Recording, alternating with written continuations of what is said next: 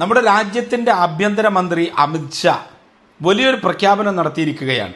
6 മാസം കൊണ്ട് രാജ്യത്ത് ഏക സിവിൽ കോഡ് നടപ്പിലാക്കും എന്ന പ്രഖ്യാപനമാണ്.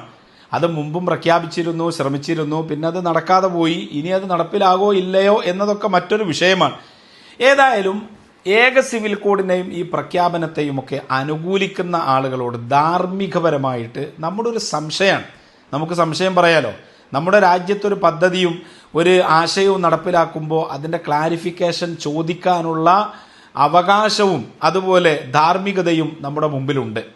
എന്താണ് ഏക സിവിൽ കോഡ്? ഏക സിവിൽ കോഡ് എന്ന് പറഞ്ഞാൽ എല്ലാവരും ഒരു ആചാരത്തിൽ ഒരുമിച്ച് കൂടുക എന്നതാണ്. നാനാത്വത്തിൽ ഏകത്വം എന്നാണ് നമ്മുടെ രാജ്യത്തിൻ്റെ മഹിമ പറയാറുള്ളത്. നാനാജാതി വിശ്വാസക്കാരും മതക്കാരും ഉണ്ട്.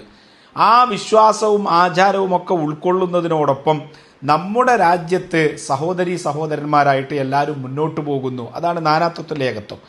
എന്നാൽ ഇത് നേരെ തിരിച്ചാണ് വരുന്നത്. എല്ലാവരും ഒരൊറ്റ ആശയത്തിൽ ഒരുമിച്ച് മുന്നോട്ട് പോകുക. ഇതാണ് ഏക സിവിൽ കോഡ്, അല്ലേ? ഇതല്ലെങ്കിൽ ഇതല്ല എന്ന് നിങ്ങൾ പറയണം. ഇതാണ് ഏക സിവിൽ കോഡിൻ്റെ ഡെഫിനിഷൻ.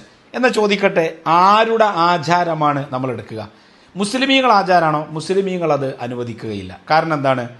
എല്ലാവരെ കൊണ്ടും നിർബന്ധിച്ചുകൊണ്ട് ഇസ്ലാം മതത്തിൻ്റെ ആചാരം, അത് അനുഷ്ഠാന കർമ്മങ്ങൾ ജീവിതത്തിൽ കൊണ്ടുവരിക എന്ന സംഭവം ഒരിക്കലും ഇസ്ലാം അംഗീകരിക്കാത്തൊരു കാര്യമാണ്.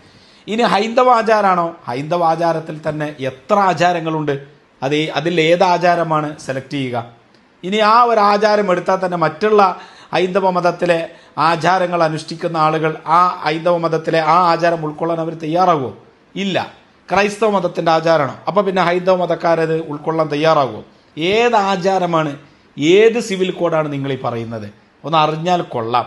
ആരുടെ ആചാരം എടുത്തുകൊണ്ടാണ് ഏക സിവിൽ കോഡ് എന്ന സംഭവം നിങ്ങളിവിടെ നടപ്പിലാക്കാൻ പോകുന്നത്? കുറേ കാലമായിട്ട് ചിന്തിക്കുന്നൊരു വിഷയമാണ്. അപ്പോൾ സിവിൽ കോഡിനെ അനുകൂലിക്കുന്നവർ ഇതൊന്ന് പറഞ്ഞാൽ വളരെ നന്നായിരുന്നു.